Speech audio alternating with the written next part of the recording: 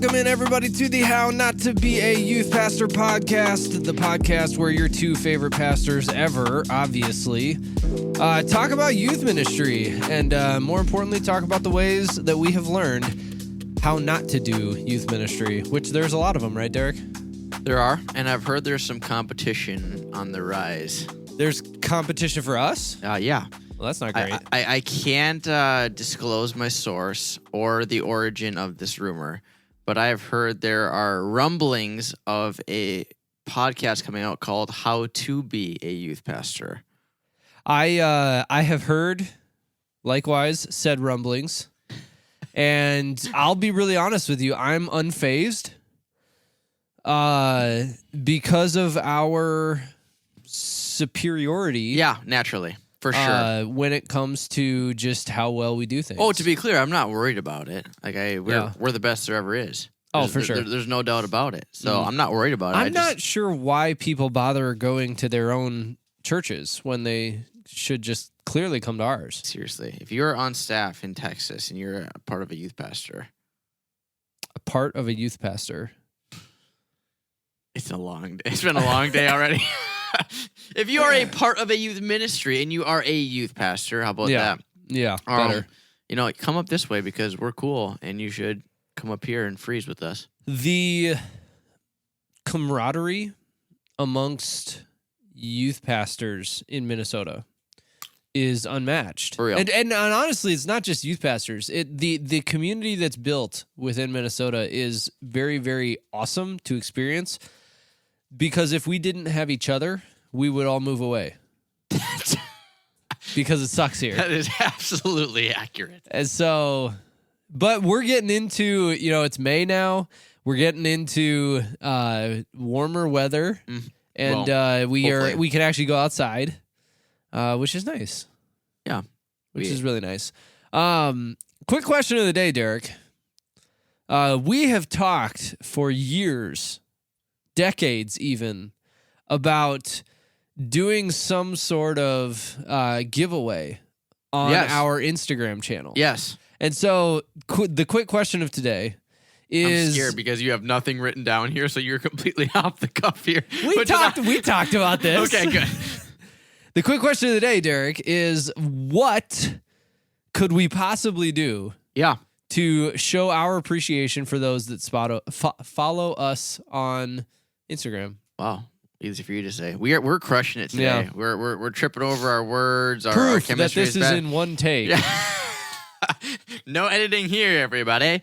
Nope. Okay, so if you are on Instagram and you are bored and you're like, you know what? I would love a $25 gift card. I got to interrupt real quick. Absolutely. This is something I don't ever do is interrupt you. But I'll, hasn't happened yet today. This one exception. You said if you're on Instagram, and my thought was, well, everybody's on Instagram. And I was like, well, no, not everybody. So I decided not to say anything. And then you said, if you're on Instagram and you're bored. And I was like, there it is. Everybody on Instagram is bored. That's correct. 100% of the people that are on Instagram are bored. Before we continue on to actual constructive conversation, I just made an observation about you thanks to our nice little video element here. You needed the video element to make an observation about me that your eyes couldn't tell you yourself. Well, my point is anyone else can see this alongside me, so it's proof. Do you always eat Skittles by pairs? And they're never the same color. That's like 100% a legitimate thing? 100%, yep. So what happens if you're down to 2 Skittles and they're both yellow in the bag? It doesn't happen. I've taken precautions leading up to that point. I have 4 purple. And this is actually an unfortunate... Actually, I just ate a purple and a green. Yes, you did. So I got 4 more purple, 2 yellow, 2 green, and a red. So I am going to get to the point where I have to eat 3. I'm not going to like it, but I am going to do it. Okay, so another question. What happens if you have an odd number of Skittles? Well, that's what I'm saying. I have 9 left. Right. And so I'm going to have to eat 3 at a time at the end, and I'm not going to like it, but I will... I'll suffer through it for the sake of the gospel. Okay, I see.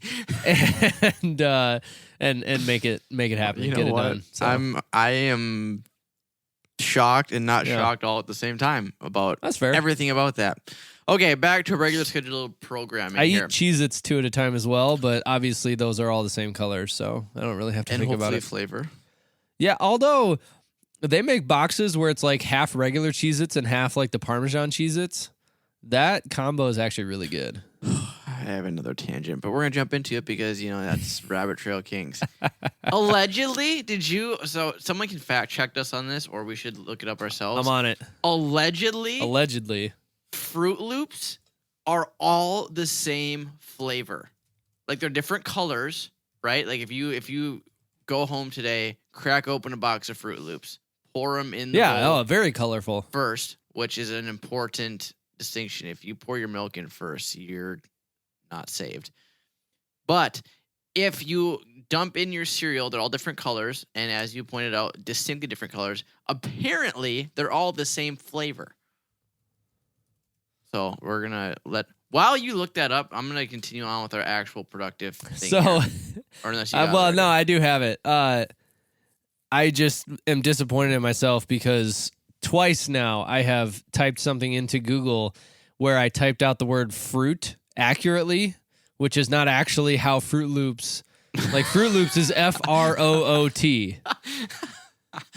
And I just keep spelling it like a normal human being. But no, according to the internet, we've all been misled by those tempting lime, green, orange, purple, yellow, and red loops into thinking they are lime, orange, grape, lemon, and cherry and or strawberry flavored, when in fact they are all the same flavor. See, isn't that like mind-boggling? That's pretty wild. That is pretty wild. What we should do is like go home and like taste one each. Blind taste test. Yeah. Do you have Fruit Loops lying around your house right now? I definitely don't. Well, ironically enough, I picked up my son today from preschool, and he had made a necklace out of Fruit Loops. Oh, sure. At school, Oops, as he called them. Yep. And so I might have to just pluck a few, crush his dreams, snap his necklace in half, and steal a few Fruit Loops. So yeah, that makes sense. Okay. Anyways, if you are wanting to do a $25 gift, if you want to be a recipient of a $25 gift card, here's what we want to do. It's a gift card to White Castle. It's $25 of their choosing, as long as they get to choose where. Absolutely, yeah. Oh, okay. So it could be White Castle. Because here's how this is going to work, all right? So starting from the moment that we're recording this, which is April 27th, until... Who's going to submit something between when we record this and when the episode comes out? My point is, I'm making this note for you and I. Got it. Okay. So... This episode doesn't come out until May 11th. So we got 2 weeks, so we're going to be sitting on this information, just watching Instagram, waiting for something to happen, and nothing's going to happen. All right. You were saying? Okay. Well, let's stand corrected. Between May 11th... We're both sitting, so we'd be sitting corrected. Should we just stop this whole episode now? Just restart from scratch. I'll shut up now. You go. Okay. From May 11th until May... Give me a date, Kyle. July 12th. Oh, you wanted a date in May. Yes. Got it. 2 weeks. 2 weeks from May 11th. Okay? 25th. After May 25th, we are going to announce a winner on our Instagram page, which is how not to... We need to start over.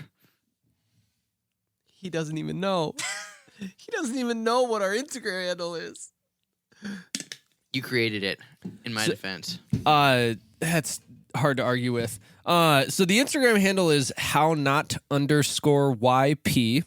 And so in addition to going there and partaking in this contest, which we haven't even told them yet what they're going to do there, but participate in the contest and then apply to be my new co-host on this show.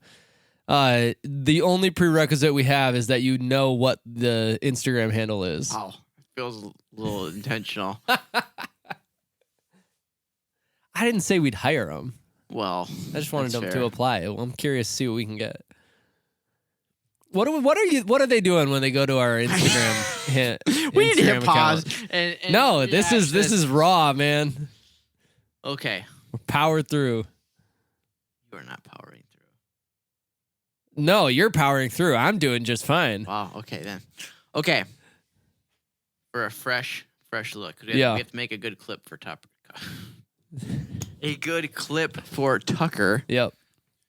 We are doing an Instagram giveaway on our Instagram page, and the handle is at hownot_YP. Thank you. Go to our Instagram page, follow us. Then you are going to shoot us a DM with the favorite thing you like about our podcast.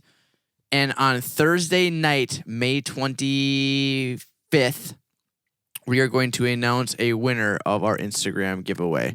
We will then DM you, ask what digital gift card you would like. We will purchase it and send it to you via Instagram. I love it. Does that work? Nailed it. Done. Can you send? Oh, purchase it digitally. Gotcha. Yep. So we'll purchase it. We'll send you the digital code via Instagram. Set to go. Nailed it. It only took us 10 takes. And side note, really the only reason we're doing this is because we want people to tell us what they like best about us. Naturally, because we need we're that in our fishing for lives. compliments. Yeah. That's really what it is. Yeah, that's really what it is. Yeah. And while you're at it too, go ahead and like and share our videos, and we'd love to reach a wider audience with our vast array of knowledge and wisdom. Yeah, or lack thereof. Or lack thereof. On that note, I don't know what note that was on. I'm just trying to transition into the episode.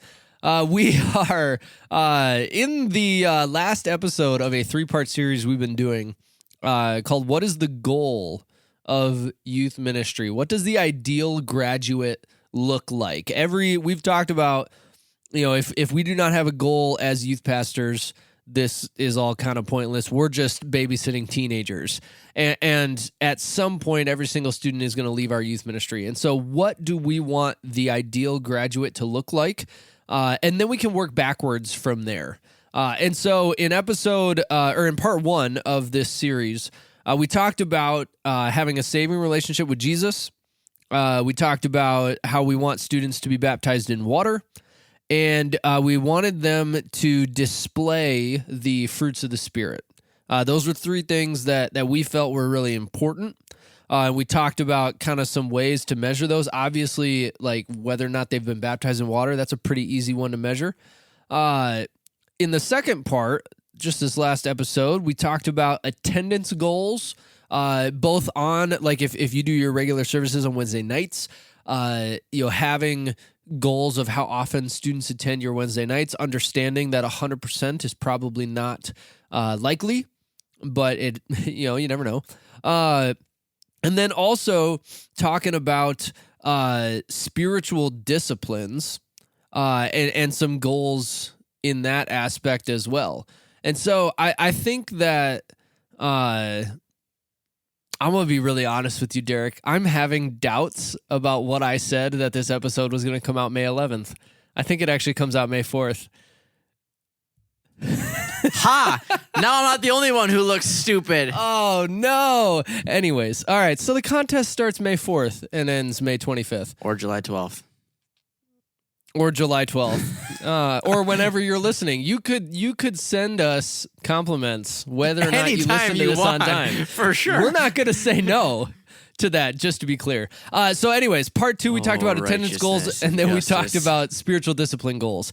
Talked about, we want to encourage students to get into their Bible X number of times a week, to pray, and to be able to do these things, not only do them, but do them on their own, where they're not relying on us to hold their hand, through the process. They can read the Bible without having a pastor explain it and serve it up in a sermon. And so those were the goals that we talked about the last couple episodes. And the final 2 that we want to kind of wrap up this series with are a little bit more abstract. And there's been varying degrees that you can and cannot measure some of the last ones. These last 2 really are not ones that we are encouraging youth pastors to track and measure. Objectively. Yeah. But it's, again, kind of like the fruits of the Spirit one. You know it when you see it. Mm-hmm. And it's really more of a, encouraging students to get the heart of these things. Right? Is that fair? Yeah. And I think, honestly speaking, I think these things we're going to talk about today sometimes can go untouched in a youth ministry context. You know, we've for so long we've talked about how you have these seeker-friendly churches or seeker-friendly youth ministries where it's like, hey, we're gonna have the best band, we're gonna have the greatest lights, we're gonna have all these things to make it interesting and enticing for people to walk through the door. We're gonna feed them pizza, give them a good message, have some games, and out the door they go. That's great. That's awesome. Problem is, like, there's no real meat to that. You look at the gospel and how things were oriented. Jesus brought the disciples in, mentored them, poured into them, met their needs, but he sent them back out and to carry on the Great Commission, to carry on with the heart of the gospel. And so realistically, I think you and I share this heart of, like, a youth ministry is not just about getting kids in the door and having glorified babysitting, as you just mentioned. It's about advancing the kingdom of God. And so one of the ways we do that, I think that goes untouched sometimes in a youth ministry context, is volunteering. Like, we want our teenagers to make a concerted effort to volunteer. So they're not just showing up just to be a part, but they're actually contributing to the ministry, contributing to the kingdom. But as you alluded to, it's not a super easy thing to track. You're not having kids walk in the door and go, all right, guys, how many volunteer hours did you have this week?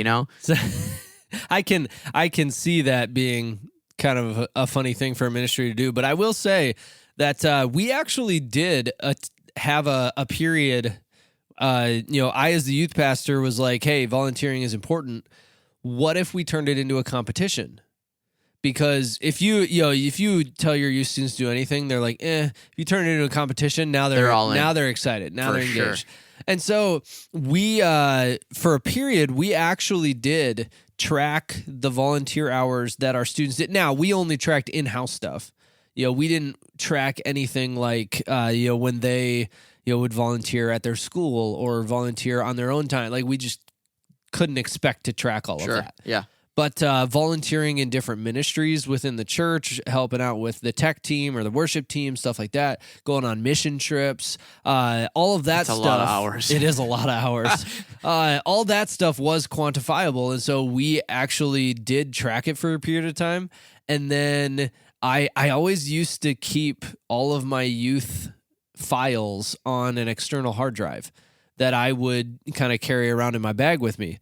And the hard drive basically got corrupted, and I lost everything on it. No. And apparently the last time I had backed it up was right before I created this file. And so we did it for about a year, and then I lost the file, and it was not something that we could replicate. And so we kind of had to go away from doing that. But it was, and we had students that did kind of get into it. And so if you really want to put into the work, you could kind of turn it into a competition, like, oh, who can graduate with the most volunteer hours? But it's exactly that. It is a lot of work. It'd be so funny just to have, like, stat sheets, like... Oh, 100%. Like Susie Johnson, number of Wednesdays attended in her career, 275, this many volunteer hours, I love calling it a career, too. That makes it way more fun. Absolutely. Yeah. This many times on the stage, this many times Gaga Bowl champion, unique ability, got baptized in the Spirit on her second Wednesday. Awesome, just Yep. At our district council. Most mission teams that that you were a part of. Yeah. Were you at district council this year? Yeah, I definitely forgot that it was a thing. Okay, perfect. Until that day. I didn't have time to go anyway. Sure. But within our denomination, we have, like, it's called district council. So all the pastors get together fun. and they vote and do a bunch of business stuff. And it's not fun at all. Yeah. But in any case, for all of the executive staff, they made legitimate, like, tops, like, baseball cards, basically. Oh my gosh. So they found, like, old funny pictures of them, and on the back they put, like, just stupid, faux stats of, like, like for Kirby, our district youth director was like, this many comments are jokes, and it's a percentage wise. So, like, 2018, it was like 45%, whatever. But that's what I picture for this volunteering. But what Kyle and I were talking about before we hit record is, while you can't necessarily track, how many hours exactly, I love how you said, like, you can see it, like kids who are interested in volunteering, they get it, and the reason that we're both so, on board with mission teams and mission trips, whatever you want to call them, is because when you have a student who is putting effort into going outside of something for free, or in the case of a mission team, paying money to go and serve somebody else, it's developing a maturity and it's solidifying that faith element unlike anything else, because like, let's be real. Anybody can come in. If there's free pizza and giveaways, anybody with a pulse would be open to doing that, Far less are open to, I'm going to work my butt off. I'm going to fundraise $1,000+ to get onto a plane to go sweat in a third world country to serve somebody else. Very few people are going to do that unless they get it and they get why their faith is important, which is why it's so important for us to do this. And so where this starts, unless they're super ambitious, they're not going to come to church on a Wednesday and then the following month they sign up for a mission team, right? Like that's a big jump. So in the meantime, as youth pastors, our job, if we want to see volunteering, increase, we have to provide opportunities for our students. So whether that's like, hey, dude, what do you do? Like, you're really good with tech stuff, right? Yeah. I stream in my free time, whatever. Like, dude, that's awesome. Would you ever consider like helping out in our tech booth? Like, we would love to have you back there. And I'm kind of busy, and that, give them opportunities to volunteer and show them that you're invested in them. And then you've done like whole on events where you like will volunteer as a youth ministry. Yeah. There's an organization here in Minneapolis area called Feed My Starving Children that, basically they package meals and send them all over the world to people who need meals. And all of their packaging of the meals is done by volunteers who sign up to come for it's about an hour, 45 minutes in total. You can come and you got some people putting the different, ingredients into the bags. You got some people that are measuring the bags to make sure they weigh the right amount. You got some people sealing the bags, putting them in boxes, all basically just this assembly line of volunteering. And it's a super fun event for our youth ministry to like, hey, we're just going to go and serve here, sign up to be a part of it. And I love doing it because it's something that our youth students can do to volunteer, and it's practical and it's local too. And so I love that opportunity. It's like 15 minutes from our church. Not every city is going to have that opportunity right there, but finding ways, even if it's getting some kids to show up to help, beautify the grounds of your church. Yeah. I think that can be a great way to, just, and that can, help prepare kids sometimes for like, if they're going on a mission team, that might be some of the work that they're doing. Yeah. And so helping out with stuff like that is huge. Well, and you got to make it fun too. It can't just be like hey guys, God loves us, He loves the world, so, we got to volunteer. No, kids aren't going to be on board with that, but it's like, what I love about Feed My Starving Children, it's a blast. Like, you talk about that competition side, it's like, hey, my table is going to package more meals than your table. Yep. So, like, it's like you're racing and you're doing the right stuff, too, but, like, you're having fun. They're playing fun music in there. People are kind of dancing as they're going along. Like, it's just a fun thing. Even if you're coming to rake leaves at the church, like, bring a Bluetooth speaker, like have some fun with it. Who can make the biggest pile? Who can, rake up the most leaves the fastest? Like, have fun with it. Just because you're volunteering doesn't mean it has to be a sucky event. Like, make it something that's engaging and life-giving and something that the kids will want to come to. Because the more you do that, the more they're going to want to come be a part of it. Yeah, absolutely. I think that's really true. So, volunteering is important. Incorporating that on Sunday mornings. The other thing I'll say real quick that we've done is on Sunday mornings we have like a middle school, Bible Sunday school class thing that we do. And the purpose of doing that was to kind of give our middle schoolers a way to, something to connect them to that is a next step out of kids' church. Yep. But it's not 6 through 12. And it's like kind of that safer space. Like, it's just middle schoolers. They can connect, they can have fun, and it's awesome. But one of the things we do out of that is obviously they, get to high school and they're not coming to this class anymore. And so we encourage them, okay, on a Sunday morning now, like come and serve somewhere one service and then go to the big church, the second service. Because we have two services on Sunday mornings. Obviously, not every church is going to be able to do that, but encouraging those kids to then turn around and volunteer and get involved somewhere on a Sunday morning is huge. Okay, the second one that we want to talk about here today is giving. Financially. And that's really the theme of the episode is giving of your time by volunteering, and then giving of your resources and financially. Giving money. And so what does that look like? That might be tithes. That might be, and when I say it might be tithes, like that, basically I'm just lumping it into like a regularly scheduled giving that they do.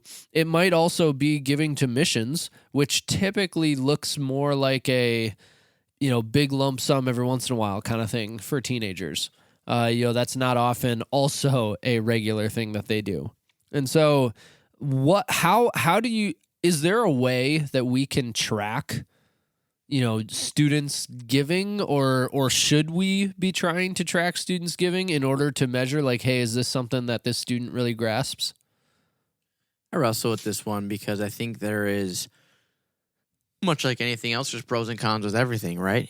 So on the pros of tracking, if you were to track how much your students are giving, one, that's just a cool thing to know, like when you're graduating high school, like, dude, you raise this much money for missions. That's awesome. Like good for you. Like that's just really, really good.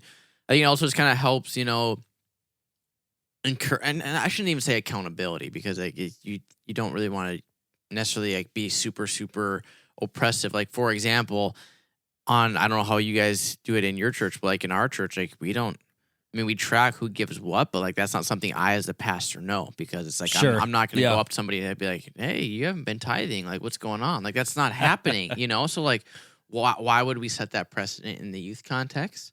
But what I kind of want to jump into, Kyle, here, and I don't even know if this was necessarily like where you kind of had in mind for a direction for this, but I think one of the cons that can happen when you track finances in the youth ministry context close, especially when you're doing a big missions push or something, it can become less about the actual intent of the giving and more about the number. Like and not all the time, right? But like sometimes it becomes like, I really, really, really just want to get $1,500 because I know nobody else would give that much.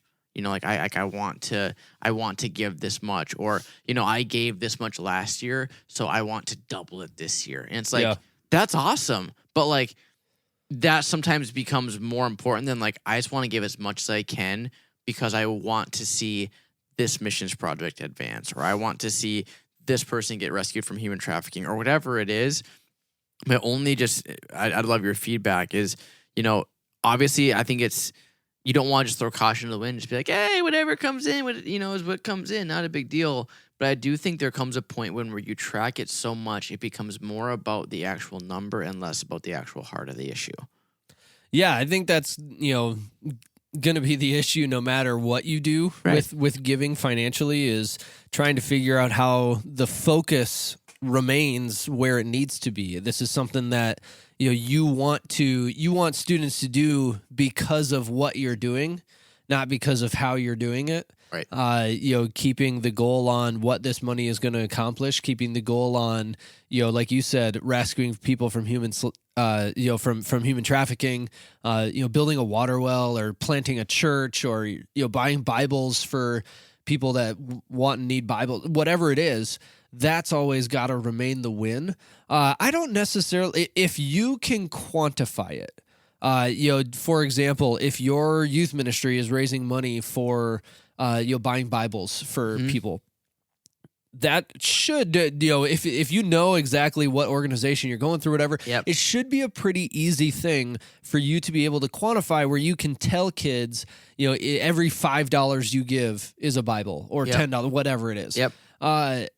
And if you can do that, I think that students, if maybe it's about transition. I'm thinking out loud and processing out loud if you couldn't tell, but maybe it's more about just shifting the currency in their minds, in their competitive minds.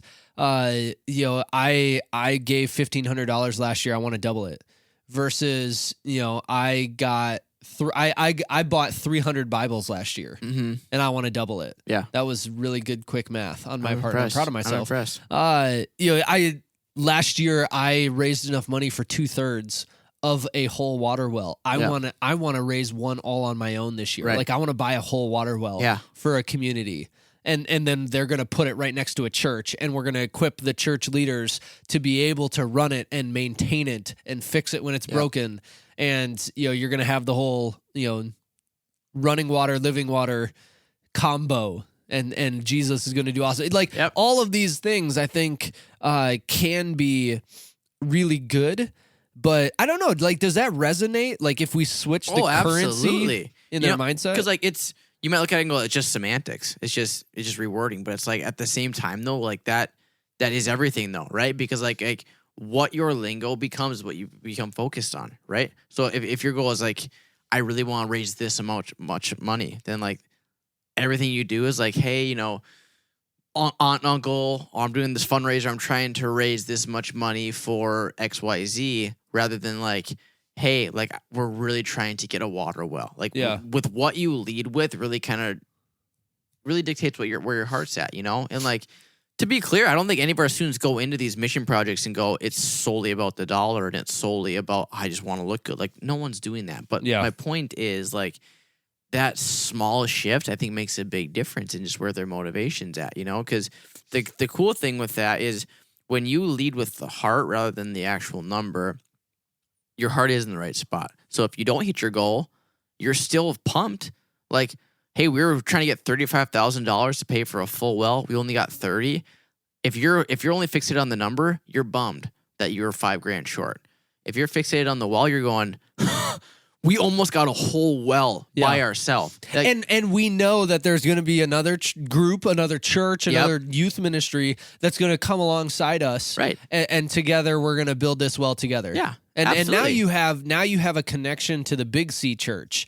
You're building one of the greatest crimes in not even Western Christianity, probably all of Christianity, is this ultra division of different churches and different denominations. Like for one of our mission teams we're doing this year, we are staying, like we are an Assemblies of God church, a Pentecostal church. We are staying at what I believe is a Lutheran camp. Nice. Like they're just housing. All we needed was housing overnight somewhere that had showers because middle schoolers. Amen to that. But we like, oh, you're a Lutheran camp? I don't care. Can you house us? Right. We will pay you. Like that's what they want. That's what I want. Cool. Done. Nailed it. And so I think that's where, like that's an added bonus almost. Anytime you can change the currency away from dollars, like we have a organization near us that provides a lot of, like they'd be more like the emergency room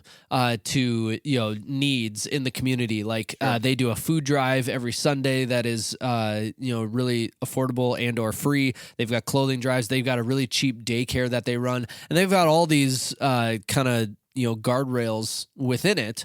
But like they messaged me, the guy that heads it up messaged me on a Tuesday afternoon saying, hey, we're in desperate need of Kraft mac and cheese boxes for our Sunday food giveaway. Now, option number one is for me to go to our church and say, hey, does anybody want to give money to go and get these food, and then like we'll take all the money and go and buy a bunch of boxes of Kraft mac and cheese. Like we got I have a Costco membership. Our church has a Sam's Club membership. You can buy them in bulk and get like me buying mac and cheese in bulk at Costco is going to be more cost effective. I can buy more mac and cheese than if, a bunch of middle schoolers bring in like 5 boxes each of mac and cheese.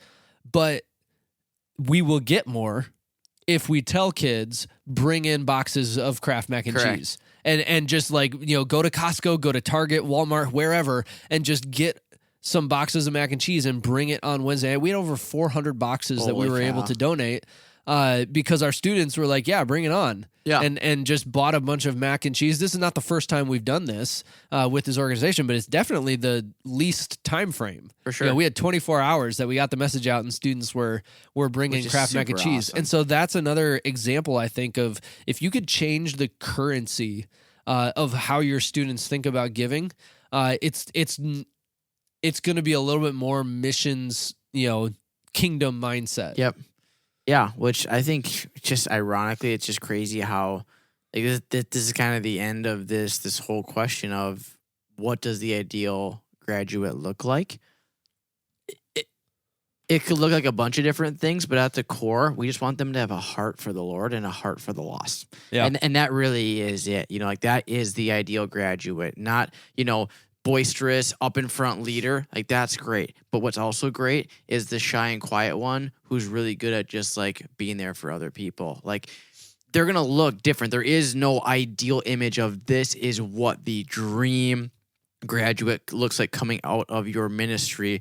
I think it is much more conceptual, but much more powerful in the sense of going, the ideal graduate looks like a person who is sold out, ready to follow the Lord with every ounce of their being, hell or high water, good or bad, they are going after Jesus with everything they got, and they're going to love people along the way and love the lost. And like that truly, everything we've talked about, whether it's having that saving relationship with Jesus, getting baptized in water, having the fruits of the Spirit, being present in youth ministry, having good spiritual discipline, volunteering, giving, all of these things boil down to they just have the right heart. And that is what the ideal graduate looks like to me, is having a heart that is in tune with who Jesus is at his core. Yeah, I'm trying to pull up which episode number it was. We did an episode on launching young adults well. Mm-hmm. And as soon as my page loads here, maybe I won't have it. I thought that search was going to do it, and it didn't. So I don't know what number episode it was, but we did an episode on kind of launching young adults well, and one of the things that we talked about, like I think that having that next step is vitally important, whatever that looks like. If you've got students that are going off to college, connecting them with a ministry that is on the campus they're going to be at. If you've got young adults that are staying around, whether that's college locally or entering the workforce locally, having something that you can point them toward. For some youth ministries, it might be them coming back as a youth leader. And that's an additional opportunity for you as the youth pastor to pour into them and to build them up, to disciple them in a different and probably more intentional way than you could when they were just a youth student. As a youth leader, there's a little bit more of a commitment there, so you can kind of you have a little bit more freedom to coach and to train and to disciple. But whatever that next step is, no student is ever gonna, like, we listed 7 things here. Mm-hmm. Saving relationship with Jesus, baptized in water, displays the fruit of the Spirit. I think our attendance goals would be summed up with prioritizes, Right. Meeting with the body of Christ. Yep. Is not reliant on others for their spiritual disciplines. They have a heart to volunteer and to serve, and they have a heart for generosity. Yeah. Those 7 things, no high school student, no senior is graduating with marks at 10 on all of those. Mm-hmm. And so having next steps in order to continue to see this growth in students, whether they're graduating at a level 2 or a level 9, is going to be really important. Yeah. For the record, it's episode 52. Thank you. Was launching young adults well. And I think that is. Oops, sorry. I just kicked a bucket of rocks underneath your desk. I'm not sure why that's there, but Don't it is. worry about it. I'll explain it after you finish your thought. Something that I am experiencing, I actually had this thought yesterday, and I'd be curious to know kind of like how you, kind of walk through this, because you've been doing this a little bit longer and you've graduated some seniors before this is kind of like my first year where I'm graduating a lot of seniors. Yeah, you've had seniors, but Yes. this is a large chunk of them. There's a lot of them, Yep. and a lot of the ones that have come 6 through 12. You know, like again, I graduated seniors that I met in 10th grade. It's like, okay, yeah, seniors, but there's a difference when you've had 6 years straight with them. And so, you know, it's like my first kind of go around, I had one senior last year that I was really close with, and now he's in college and we still stay in touch and we still, you know, talk back and forth and he asks me questions. I send him that. But, you know, it's kind of, it can, if you're being really honest, youth pastor, it can be hard to kind of wrestle with this time balance of letting them go and to be, you know, find somebody else to kind of study under and get poured into, yet also just wanting that student to thrive. And so, you know, I think one thing that I was just gonna get your perspective on is, you know, when you have that graduate who goes, assuming they don't come back to your youth ministry context to serve, you know, what does that look like sending them out and wishing them well and checking on them versus, you know, still being an active part of their life? Like there is a change that happens naturally, but is there something that we have to be intentionally aware of as we transition them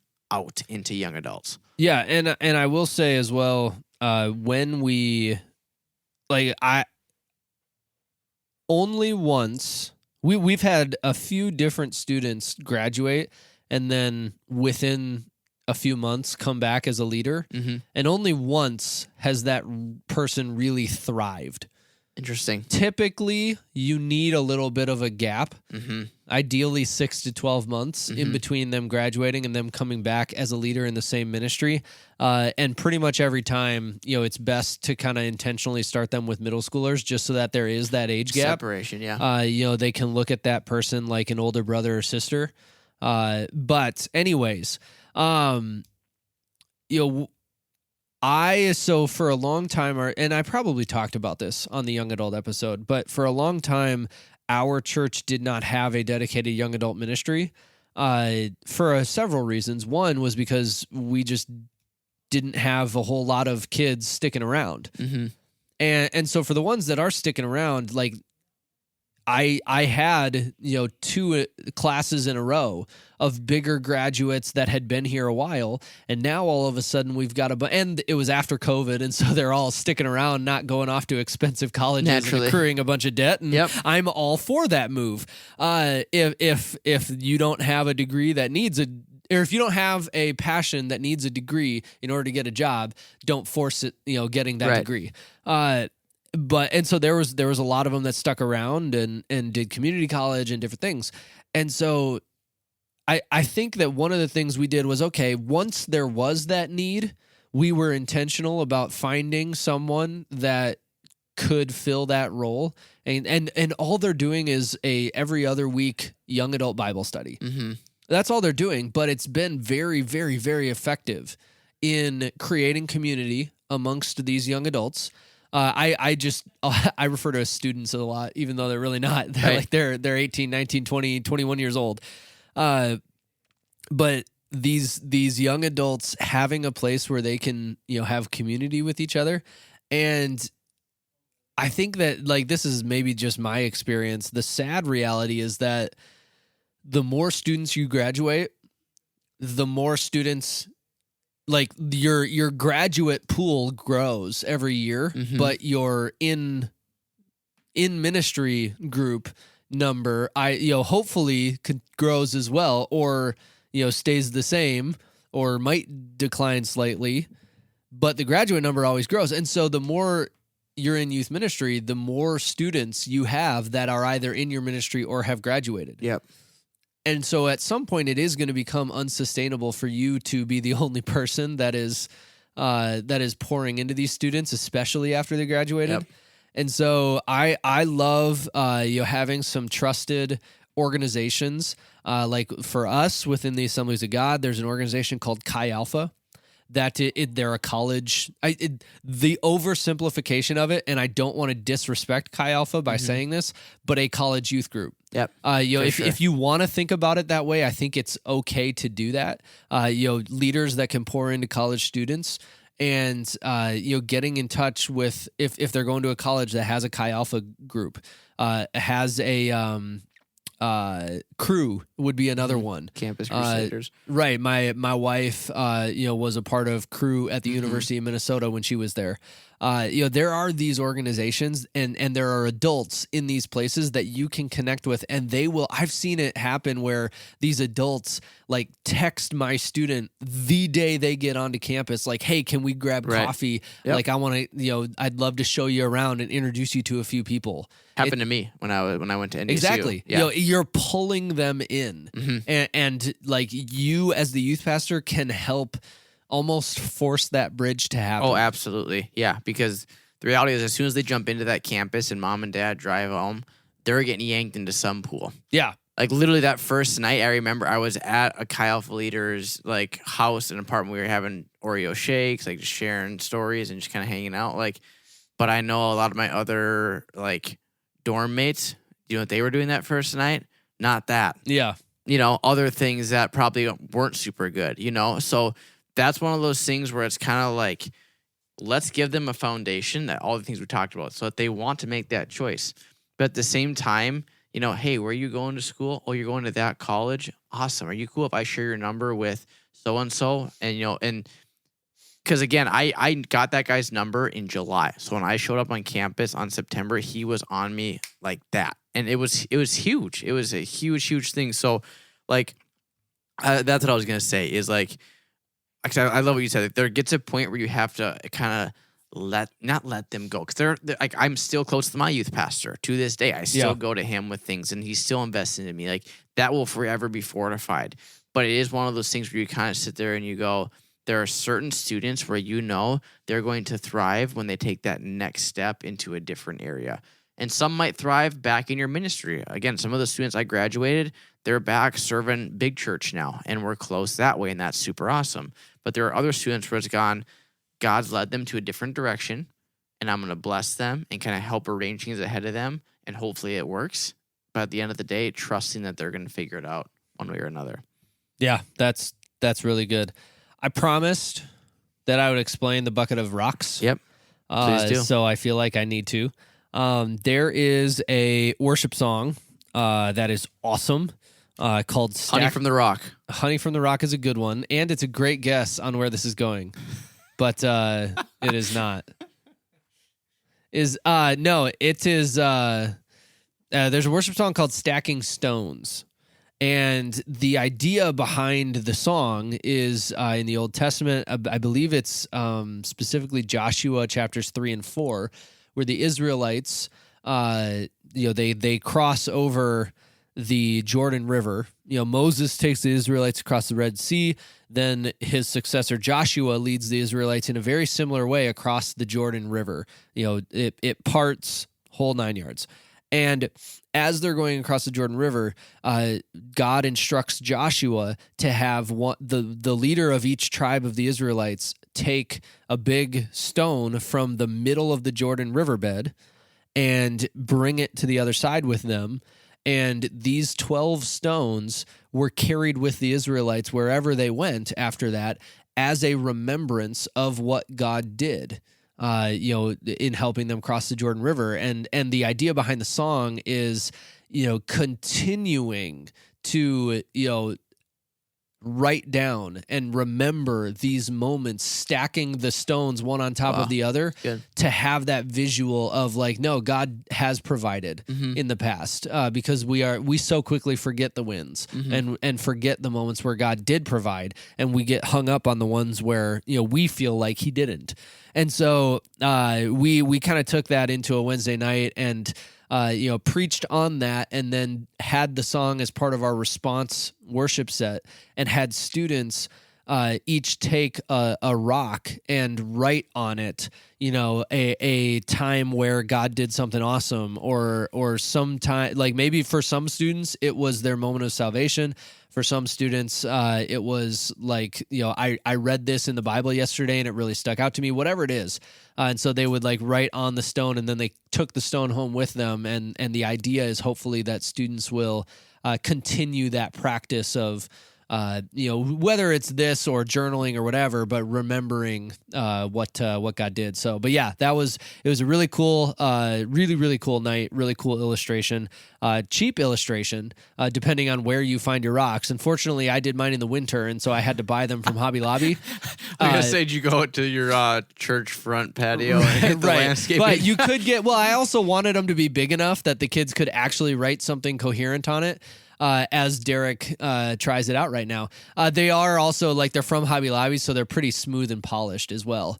And then we got the silver metallic Sharpies to go with them so that you could actually see what they wrote. But yeah, it was super cool. And then Stacking Stones is by the worship team, Bridge Worship, not associated with Derek's Bridge Church, but that song was pretty cool. So yeah, that's why I have a bucket of rocks. We just had some leftover rocks that weren't used. So that's why I have a bucket of rocks just for you to kick. Thank you. I appreciate that. What'd you write on your rock, Derek? It's personal, okay? Oh, okay. My bad. I did write your name on it because that was a significant moment of my life.